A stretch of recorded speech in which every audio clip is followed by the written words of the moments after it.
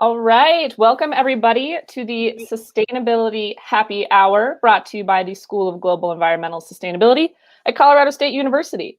My name is Micah Bennett. I'm one of your co-hosts today, and you may notice that my usual partner in crime is not present.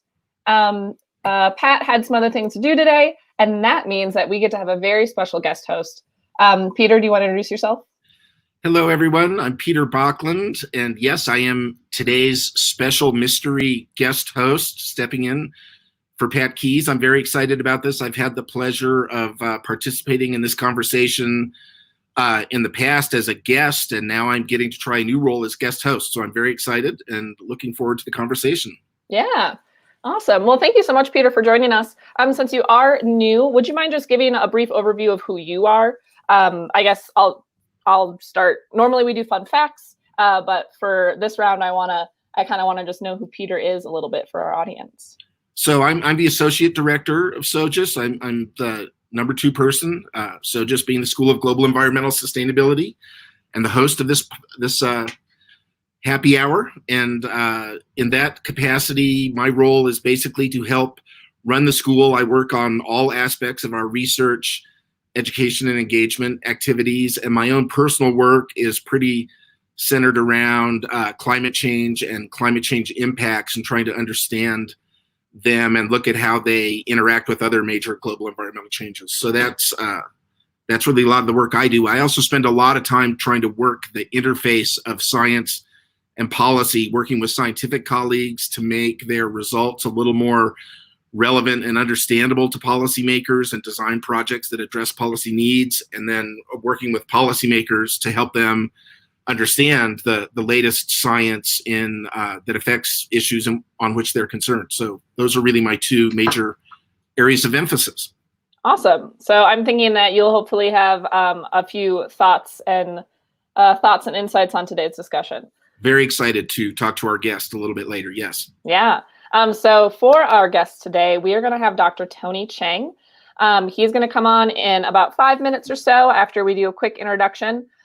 Tony is a professor in the Department of Forest and Rangeland Stewardship at CSU, and he is also the director of the Colorado Forest Restoration Institute. So we're going to talk with him about his work in just a few minutes.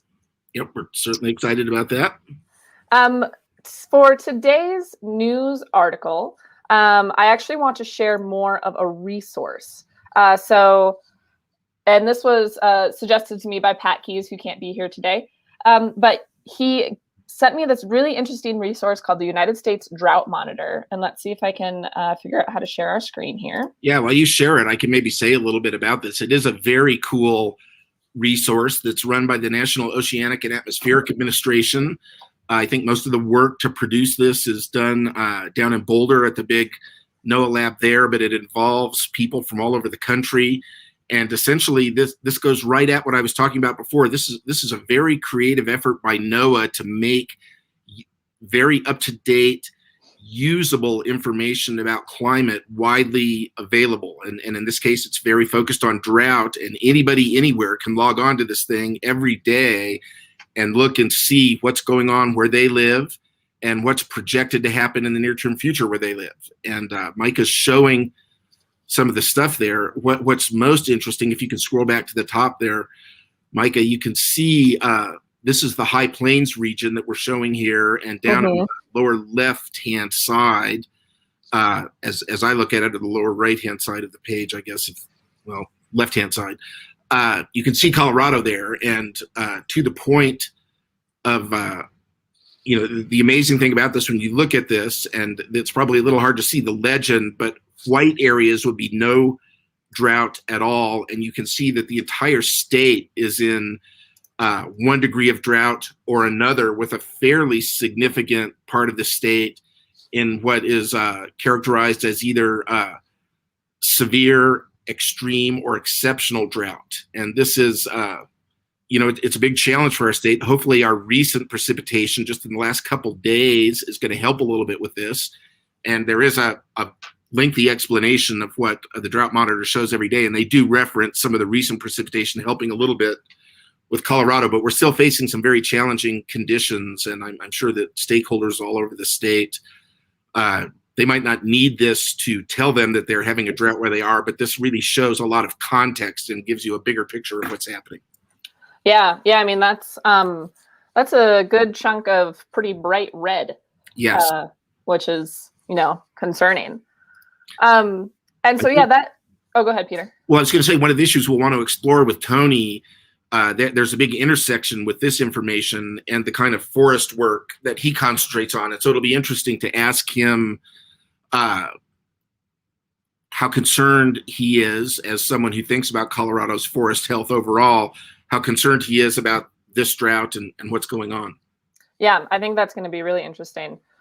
And if you are just tuning in, we are going to bring Tony on pretty quickly here. But if you have not watched this live stream broadcast before, you can comment live and we'll see your comments in this chat window. And so if you've got something specific that you want to ask Tony yourself, please feel free to pop that in the chat. If you're on Facebook or YouTube, if you are commenting on the video, that's how we're able to interact with you. So be sure to answer your questions or to enter your questions in there, and we'll try to get to them all. I think we're about ready to bring our guest on. Tony, can I get a thumbs up if you're ready to come on? I got 2 thumbs up. Here we go. I was enjoying the cheese plate that you left in the green room, and I appreciate that. It's much better than Jimmy Fallon's. We strive for the highest excellence. It's amazing what you can do in the virtual world. Digital cheese. Fascinating. Digital cheese. Right? We try and treat only the best for our guests at the Sustainability Happy Hour. Yeah. The show has a lot of digital cheese, if you know what I mean. In terms of, like, bad jokes and that kind of stuff. You might even say it's a specialty. Well, Tony, thank you so much for joining us today. Before we get too far, would you mind just introducing yourself and kind of giving us a quick and dirty, overview of who you are? Sure thing. Yeah, Tony Cheng, he, him, his. I am a professor in the Department of Forest and Rangeland Stewardship, and I started here, and that's in the Warner College of Natural Resources. It's one of 5 departments in Warner. I started here at CSU as an assistant professor back in the year 2000. In fact, the very first date of my start was 1100. So I was, and those of you that were kind of around at that time, there was concern that when all the clocks and calendars turned, there was kind of this Y2K, and like it was going to overwhelm like the whole interconnected, electronic world and banks and the market was going to crash and all that. And so I thought it kind of was fitting that, if that all happened, it would erase all of my student debt, and I would just be able to start anew as a, with my ready to go graduate school. But if only it didn't happen. I did my PhD in forestry at Oregon State University, a master's degree at University of Minnesota, and then an undergraduate degree in political science at Whitman College in Walla Walla, Washington. I'm a native of Eastern Washington. So yeah, I've been at CSU for this is my 22nd year. Starting in 2008, I took over as the director for the Colorado Forest Restoration Institute. And the founding director was Dan Binkley, who's now retired, but he was a professor in my department, and then also moved over to the Ecosystem Sciences Sustainability, retired several years ago. But the Restoration Institute is kind of an applied research and outreach and engagement program of the forestry department here. And in that capacity, now my role has actually shifted from more of a traditional academic faculty with a teaching research split to more of an extension research teaching split. So majority of my appointment now is really an extension, outreach, engagement. And then I kind of link my research and my teaching to Tier 2, the Restoration Institute. I also kind of as a companion to that, I run also an outreach organization called the Southern Rockies Fire Science Network, which is also kind of a very extension-oriented, bridging the gap between science and practice, research and management. Very cool. I was on the Colorado Forest Restoration Institute website, kind of just looking at your profile, and I wanted to pull up this staff profile that they had put together. Let's see. And so this is a little bit more about you. And if anyone is more interested in Tony's background, I would encourage you to read this. It's got a lot of great fun stories, particularly the one about having to camp the night. Where were you? I was in mushrooms. Western Oregon. Yeah, I was hunting for edible mushrooms, and got turned around, got lost, and next thing I know, me and my hiking partner were in this canyon with no light, no trail. It was kind of those accumulation of really bad decisions, like looking in hindsight, those little decisions that were really bad. and it was we were starting to get hypothermic.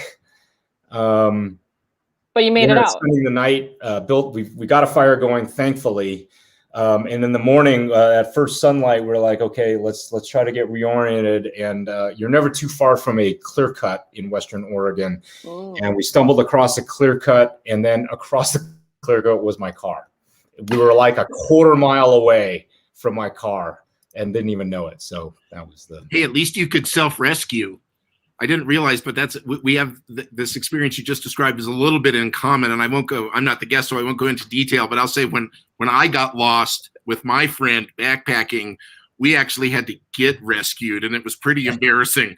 That's all I can say. Although it's a nice feeling to be rescued when you're freezing in 3 feet of snow in a blizzard, but it's pretty embarrassing when your picture's in the paper. You got put in the paper. Yeah. 17-year-olds. Yes. 17-year-olds do not make great decisions. No, just like what Tony said, it was a whole bunch of bad decisions. So Tony, one thing that I liked about this profile is that it kind of talks a lot about like what broadly is forestry and what is, what you do. So what is forestry, and what is the most important part of forestry? Yeah, to me, the most important part of forestry is the people part. We left alone, generally, forests will do whatever it's going to do. It's either trees are going to grow, die, burn, whatever. What we as society want from forests as goods and services then requires management. And it requires managing not only the physical resource of trees and forests and those ecosystems, but it also requires the managing of people, of our expectations, how we pay, who pays, how unintended consequences maybe get pushed off to subsequent generations. So foresters, inherently have to think many decades in advance. And so a lot of the work that foresters do on behalf of some kind of social objective, we may never see the outcomes of, because trees and forests are such long growing and long living organisms. And so it's a very interesting and humbling experience. And a lot of what we have to deal with in today's forests were results of people's decisions that were made 50, 100 years ago relative to the values, wants, and needs of society back then. And values and needs change over that time. And they've changed, yeah. Yeah. I spent a little time interning for the U.S. Forest Service before coming to SoGES. And one thing that I sort of realized there, I knew this already, but trees take a long time to grow. And so just like what you're saying is that in order to plan ahead, you really have to think in decades. And I think that's very challenging. Yes. Yeah. We've got a message here in the chat from Chris Farley. I know Chris. He says, forestry is not rocket science. It is way more complicated than that. Yeah. Yeah, because with rockets, you think about it, it's just like there's actually kind of generally a fixed number of variables and then a fairly big error component to it. But, in terms of gravity and propulsion and force and all that stuff, you can basically calculate those in mathematical formulas. Whereas things like forests and what people want and climate and the ecological interactions from a very small community scale to an ecosystemic scale. I mean, there's just so much going on, and it is an endless learning opportunity, which is what makes us so great too. Yeah. I've often been struck by the fact that even like, say, in a square meter of forest, you have so much going on, right? So much complexity, so many species to species interactions, just an incredible amount. And then you scale that up across varying landscapes, and the complexity just is overwhelming. And so that's why I've always, not being a forester myself and not being part of that part of the science community, I'm always just amazed and awestruck at the way that we've managed to learn so much and not just learn so much, but learn so many practical things about how to manage forests and preserve them and coexist. And you're a leader in this regard, Tony. So that's why it's exciting to be here. And a lot of the changes in those ecosystems are kind of, hard to unravel, and they're small and subtle. Other changes are anything but small and subtle, especially recently. And I think one of the things that I've been dying to ask you about ever since I was asked to co-host on this, guest host, was just your overall reactions to 2020. We talked a little bit about that recently. I've done some looking at the national scale at what's going on, and the thing that it was just amazing to me. So what do you have to say about 2020 in the West and 2020 in Colorado? Yeah, and forests. Yeah, no, I mean, I have, I'm not a firefighter. I've never been a firefighter, but I've been in this field long enough to have lived through many different fire seasons. Got a chance to interact with people that have worked fires on the front line, have had graduate students that were former firefighters and really interested in that link between fire, forest, and those kinds of things. And I look at my going back to like my Facebook feed and my just my instant messaging feeds with colleagues, just like what. Just like, oh my God, what is happening? We knew that, our forests burn, that especially in the high elevation, our high elevation forests, they burn infrequently, like every 300 to 500 years. And when they do burn, they burn with fairly complete consumption. They burn all the trees down, and that's kind of how the ecology is set up.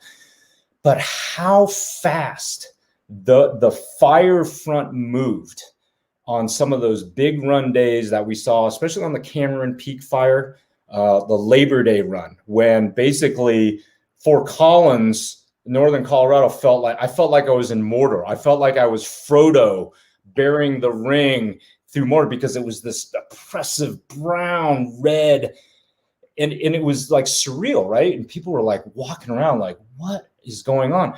And then, I have colleagues and still friends up in Oregon, and they had those same just unbelievable fire growth runs that just overwhelmed entire towns, entire city, communities with homes and schools and families. And luckily, I mean, the very few fatalities, but they're all gone. The fires just ripped right through them in these fairly rare wind events. It's not like they've never happened before, but they're fairly rare, but they were happening several times during this fire season.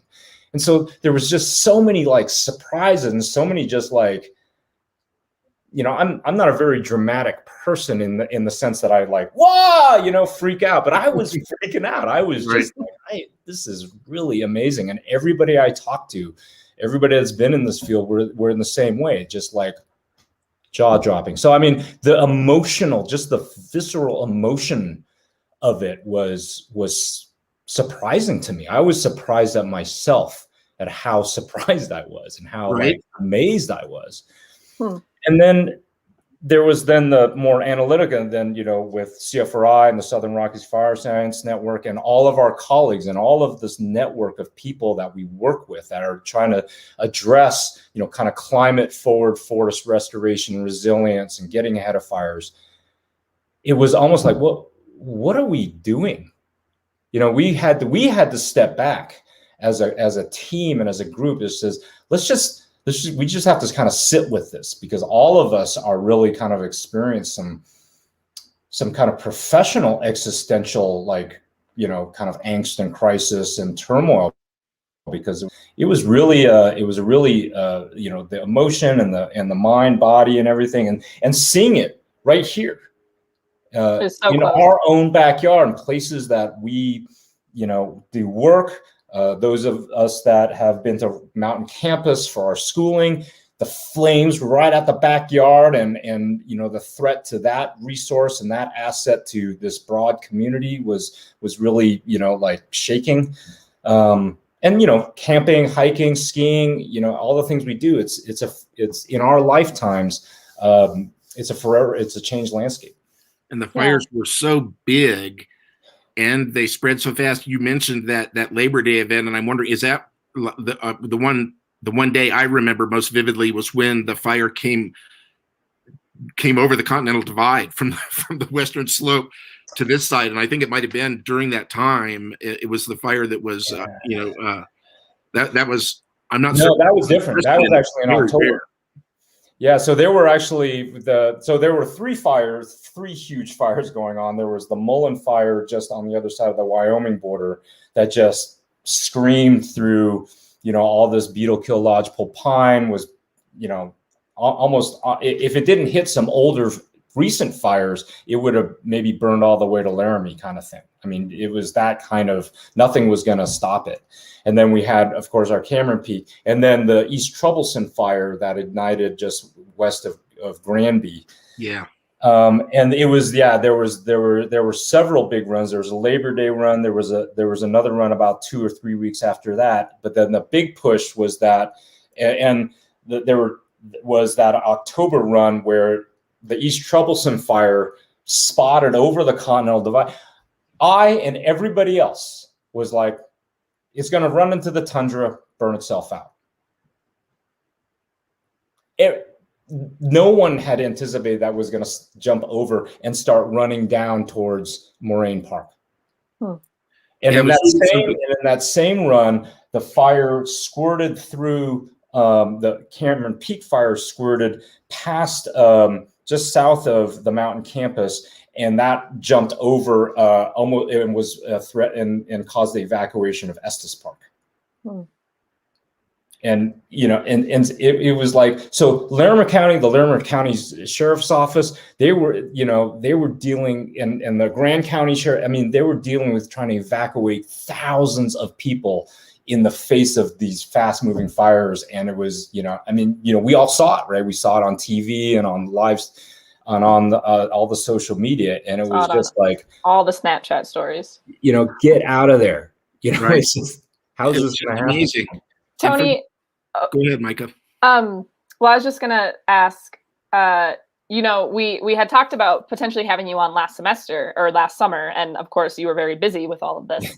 So now that it's all sort of settled down, are you able to describe maybe some key factors about why were these fires so destructive, and why was this so much different than it has been? Yeah, well, in northern Colorado, these fires up here, in contrast to those of you that have been around a little bit longer, that might even remember the Hayman fire of 2002. The High Park fire that we had in 2012 right outside our backyard. Those earlier fires ignited and spread through ponderosa pine, kind of lower elevation forest types that also interfaced a lot more with our developed communities. that's not unexpected, right? These are seasonally dry, they are seasonally droughty, they can hold and release moisture very quickly and then dry out and burn. And so we know from our fire histories that those fires occurred between every 10 to 40 years, within those kind of that range. As you move up into that lodgepole spruce, the Cameron Peak fire started on Cameron Peak, which is like 10,000 feet.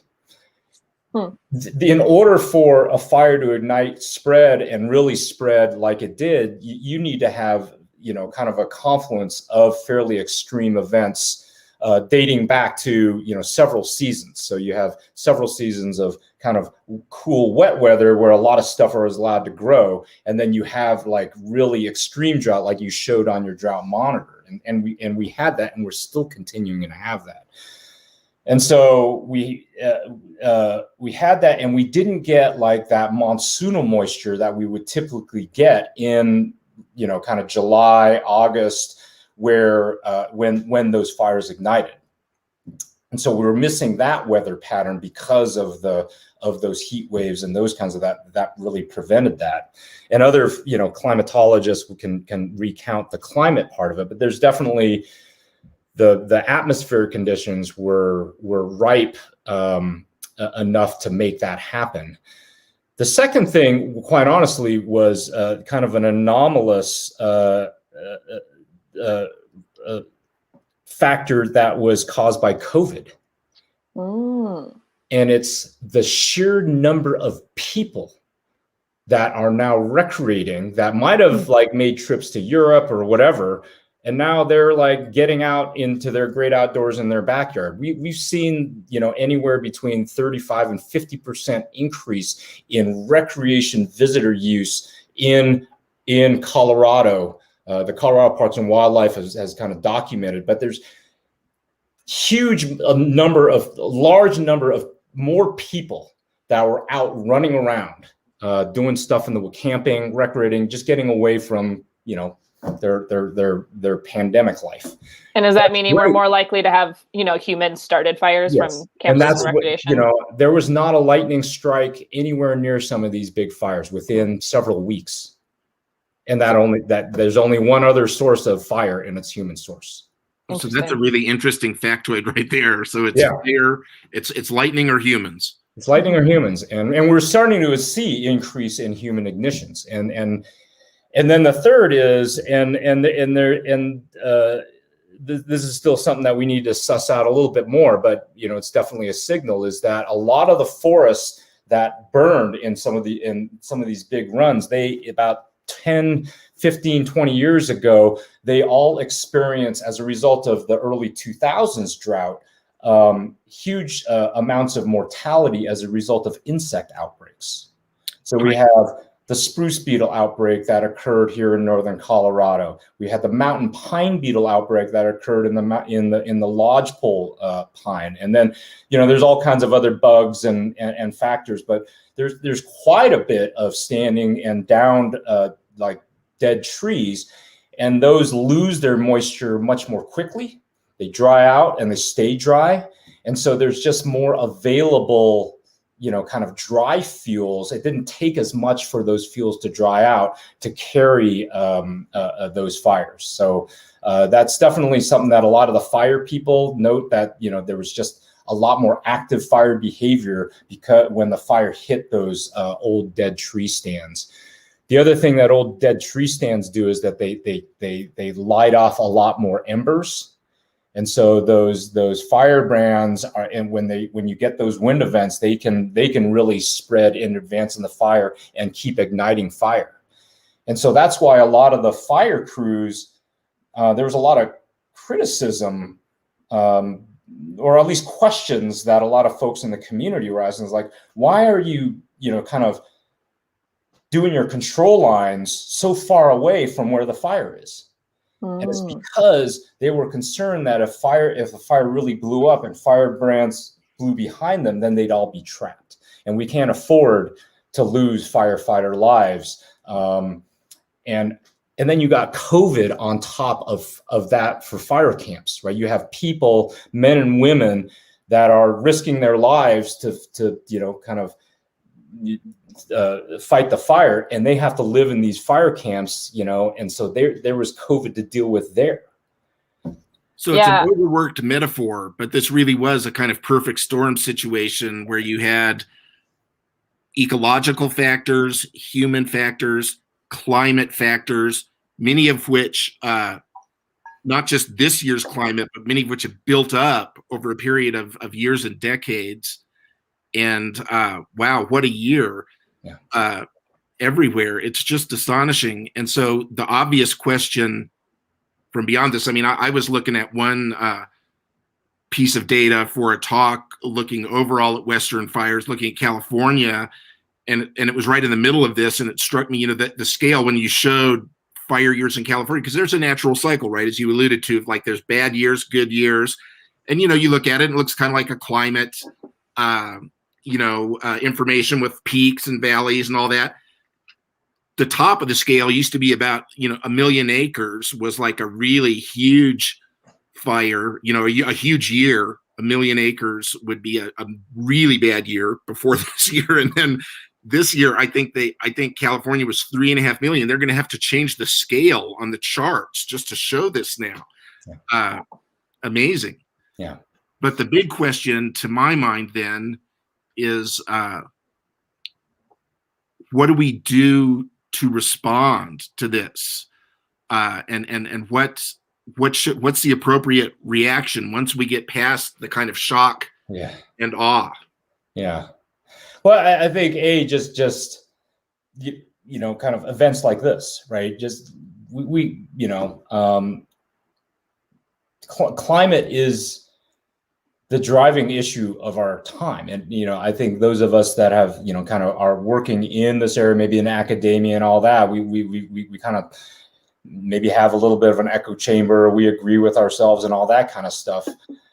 But, the Department of Defense, the military, even recognizes that climate change is one of the great, kind of global instability security issues.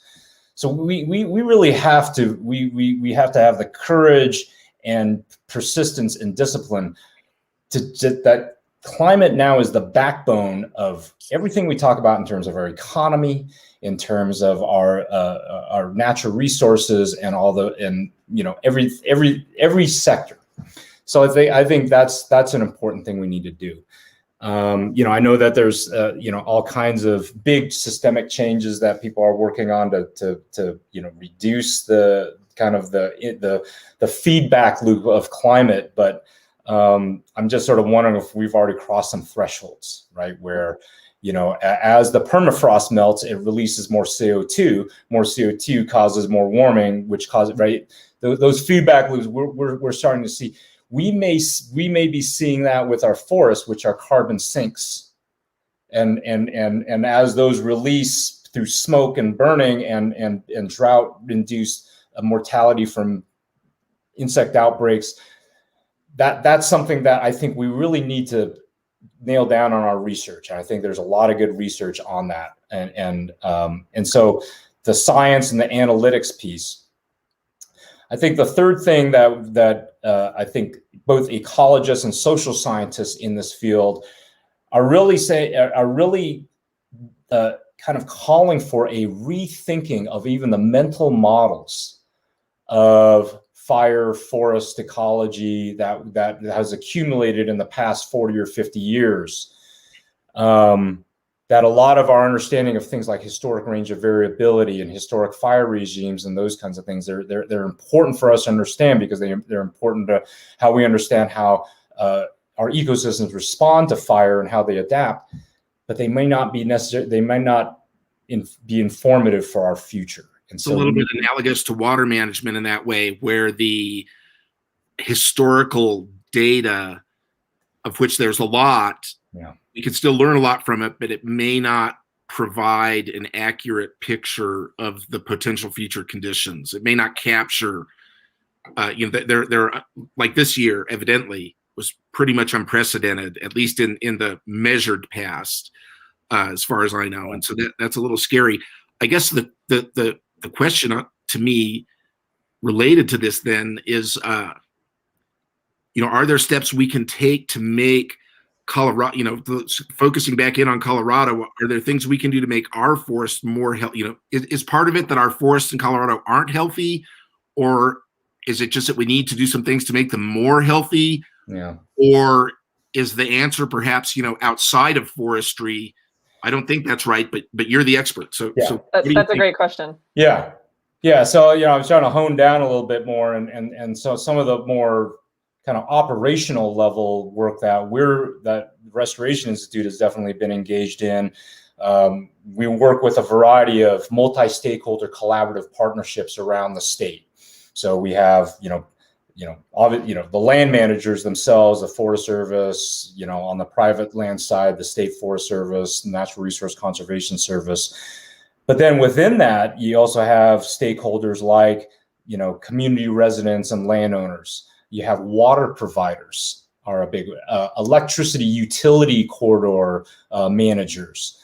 I would not have thought of that. Emergency services. So if you guys actually look at the resources and assets that really keep us going, a lot of those resources and assets originate and flow through forests.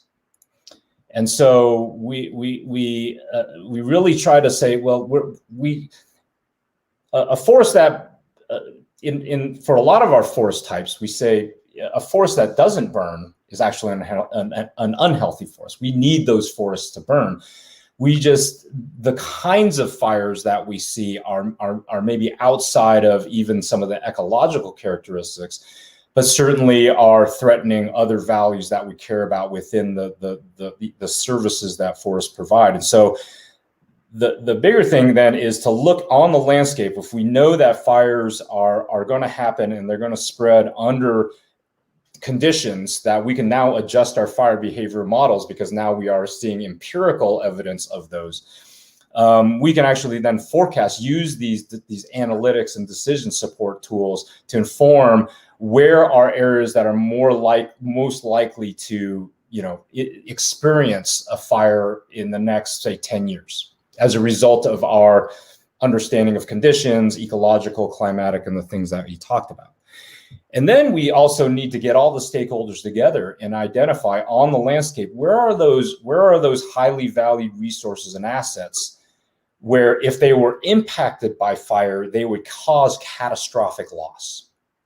It's almost like a insurance actuarial kind of approach, where you're really looking, every resource and asset is going to experience some kind of impact as a result of a fire, but some may be able to recover more quickly than others, whether because of its natural attributes or because of its insurance.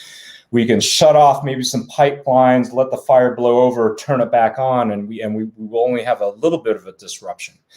And so we really need those stakeholders to really take a close look at what it is, how hardened, what is kind of the exposure, if you will, if you think about exposure, hazard exposure, vulnerability, and what are ways then we can look at reducing exposure to those values and assets. So for homes and properties, we can do proactive land use planning, for example. We can even plan to say, if we have those risk maps, like we much in the same way we look at floodplain maps. If we know that there's a high probability of loss, then we create ways in which we can still allow building to occur, but maybe not in those really highly prone areas. And we have those analytics now coming online and more readily available. For those homes and resources that are already out there, we can do things to harden them. For things like forests, we can identify areas that we might need to reduce density through either mechanical tree removal, logging practices, and those kinds of things. But we also know from a lot of the science that the best way to really reduce the impacts to forest loss is by reintroducing fire in a way that burns with less severity. So using prescribed burning, working with fire management organizations, where if a fire does ignite, instead of putting it out immediately, if the conditions are ripe enough, maybe let the fire burn to a control line. So creating more fire mosaics on the landscape is a way to really improve the resilience and reduce the vulnerability of forests and our communities to the inevitable large fire.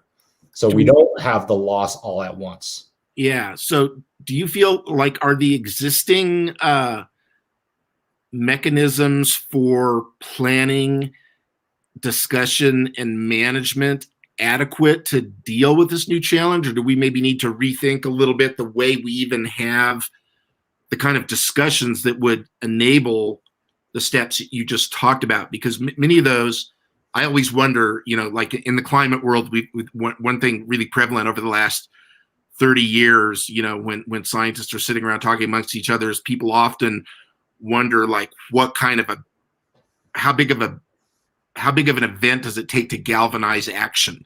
Yeah. And so this was an amazing set of fire events. Will that be sufficient to trigger a rethink? My impression is that there's already a lot of rethinking going on in academia and in land management agencies. But as you point out, there's a huge public component to this as well. Yeah, it really then comes to the people part, you know, the institutions, policies, jurisdictions. You know, every different agency has its own planning process and its own statutes and its own regulations and the things that they pay attention to and accountabilities. And any one of those are very logical, right? But if they are only done in isolation, if the Forest Service only plans in their own boundaries, what we call the green line, you're missing, you know, that larger, and, you know, Chris is kind of getting ahead of me here, but the landscape view, where we're really looking at all of the resources, assets, people, jurisdictions, and that kind of stuff. So one of the things that we need to do, I think we have the analytical technologies, you know, and then there's no shortage of, you know, spatial data and advanced modeling and weather modeling and fire behavior and all that stuff. But you need to situate all of those analytics and tools within that social context. Yeah, I'm gonna just jump in here, and Chris Farley commented on Peter's comment about whether the answer is outside forestry. He says the answer is definitely outside of forestry if we define forestry as only forest issues. And then he goes on to say it's about what demands we have from our landscapes. Yeah. Do you want to comment on that a little bit? I think that's an excellent point, and we should let Tony comment on it, but I would note that he started the conversation by saying that the people part of this was really critical, and this comment to me seems to reinforce that. Yeah, and I think a fire like this, you know, fire season like this can help bring to light just how connected, you know, even highly urbanized communities like we have on the Front Range are to our forests. I mean, every single water source in Colorado and all parts downstream, you know, you think about the Platte River, the Arkansas, the Rio Grande, and the Colorado, they all flow out of forested headwaters.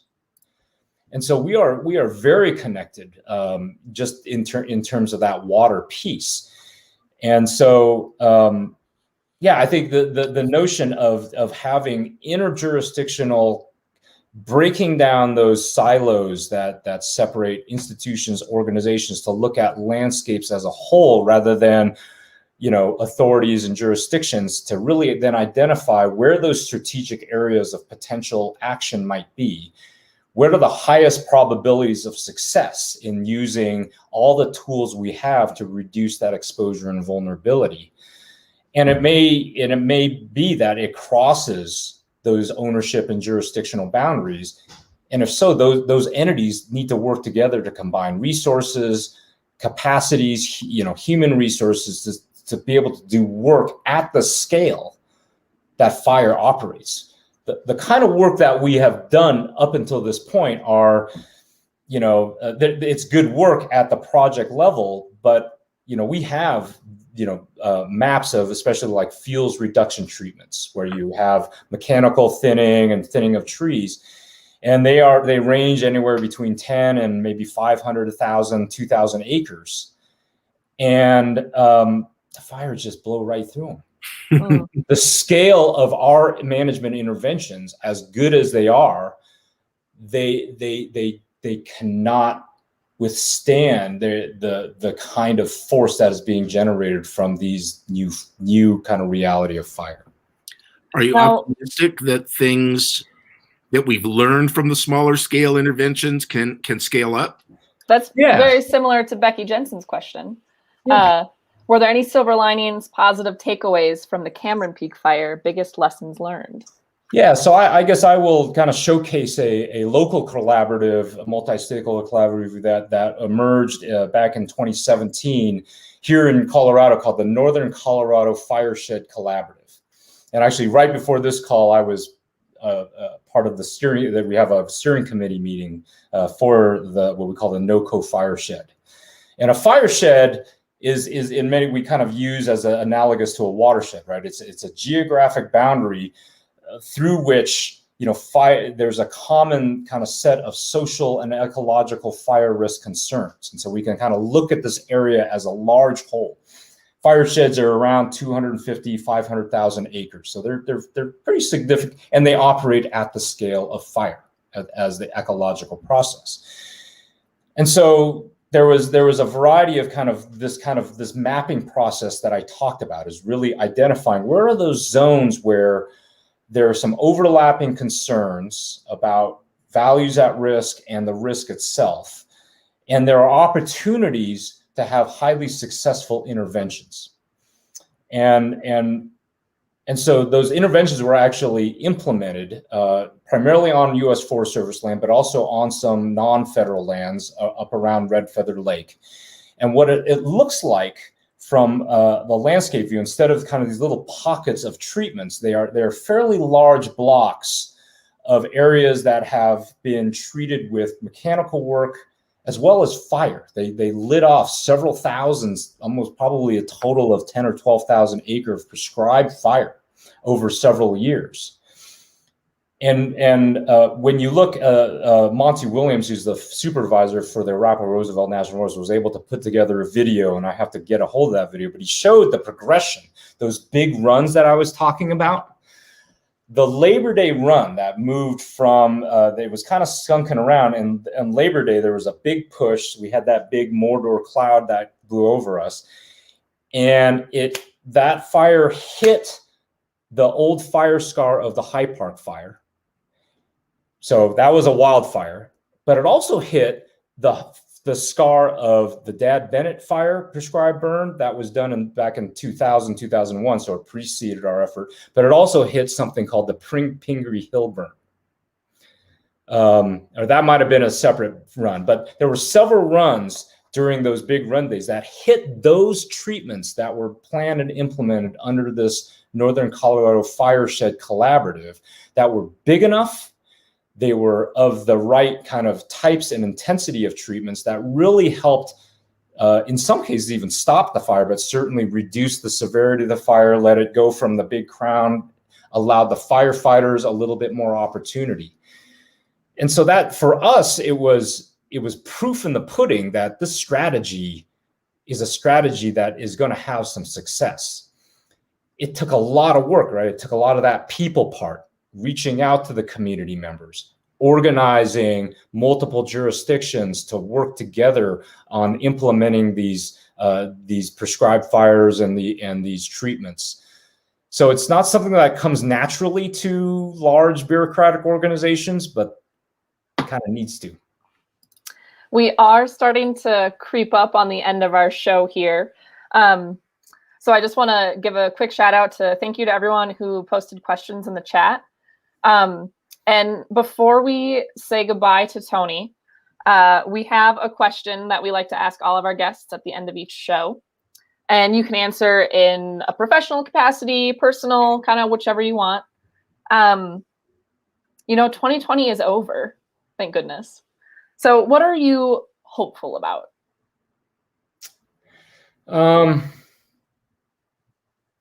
But I'm hopeful that we learn some lessons from 2020, whatever they may be. You know, in order to overcome these kind of global things that just smack us in the face, we need to work together, and we have to be selfless in a way that maybe we're not used to. And so hopefully that's a lesson. I think, you know, on a professional side, I think that that communicating by, you know, face to face, where we can see people's body language and be together, we miss that. We crave that. We need that as humans. And that's important for a lot of us to understand, that we kind of get to the point where we spend a lot of time doing this kind of stuff. And when we're forced to do this kind of stuff, we really miss that human connection. I miss potlucks and live music, and not being concerned about like someone coughing behind me in the grocery line and all that kind of stuff. Just the everyday life kind of stuff. But yeah, I mean. So you're hopeful that we're going to be soon returning to some I'm of hopeful we'll soon return to that. But I'm hopeful that we're also I'm hopeful that we're not going to forget that either. Yeah, that's a great point. Yeah. Well, Peter, any last thoughts or questions for Tony? No, I mean, you gave us a lot yes, to think about. You know, I think we could do a whole nother show maybe at some point on some of these topics. There's just so much going on, but I guess what I'd rather do than ask you another question is just thank you for what you're doing, Tony. It's amazing the work that the Restoration Institute is doing. And as you said, you know, people really do need to learn how to work together on these kind of big sustainability, climate issues, big issues.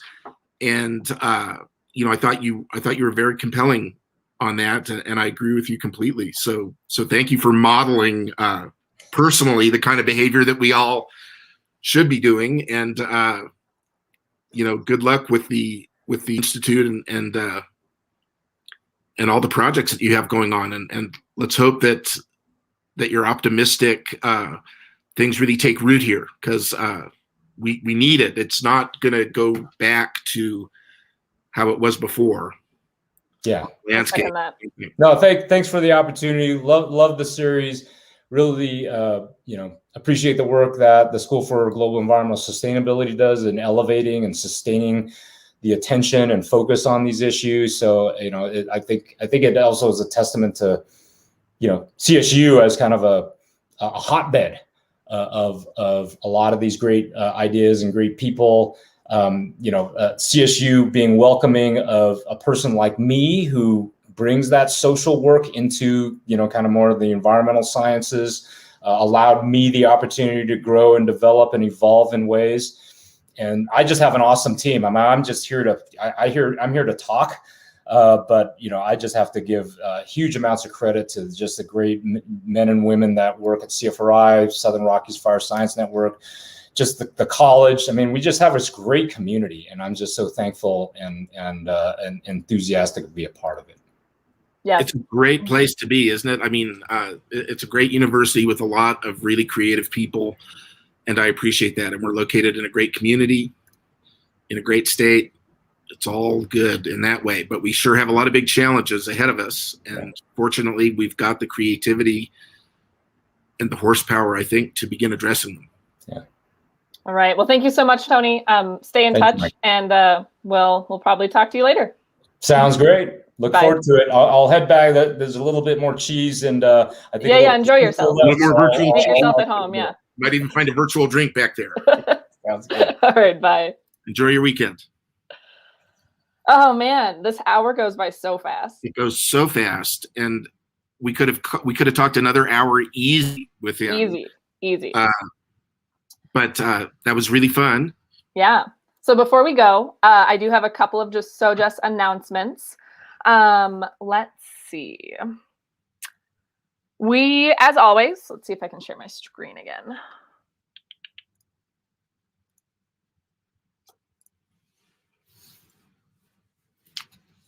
Oh, that's not the right one.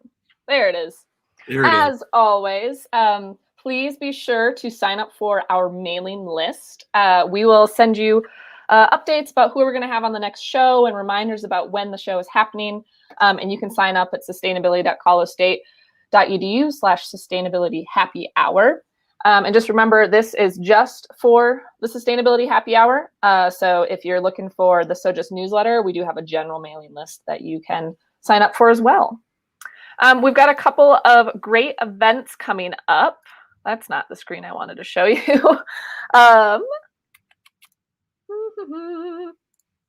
First of all, our next guest is going to be Lynn Badia.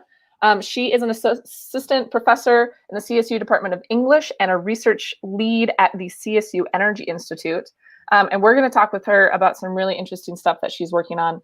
So that is going to be our next show on March 12th. I would say I will be watching that one for sure. Lynn is a very creative researcher working on a bunch of interesting stuff. Yeah, it should be really good. And then a couple of other things. Our applications for our Sustainability Leadership Fellows Program are still open. That deadline is March 15th. So if you are an advanced PhD student or early career postdoc at CSU, take a look at this program. It's a leadership and science communication training program. We've actually featured a lot of former and current SLF fellows on this show, and you could be next. And then finally, we've got another Managing the Planet coming up. I'm so happy that these are back. We had to put these on a hiatus last semester during COVID, but we have since moved them to a virtual platform.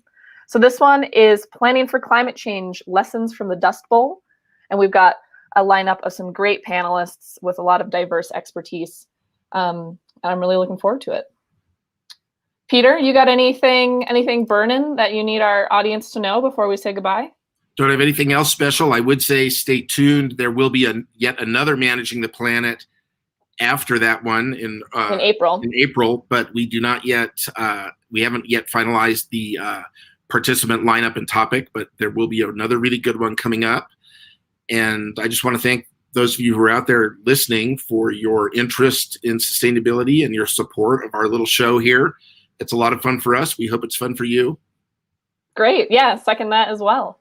Yeah, thanks so much for watching, everybody. Again, this is a live stream broadcast, the Sustainability Happy Hour. We broadcast on Facebook, Twitter, and YouTube, and you can comment live on Facebook and YouTube, and that's how all those people were able to ask Tony questions directly. So we will see you in 2 weeks from now on March 12th at 3 p.m. And until then, have a great weekend. Goodbye, everyone. Bye.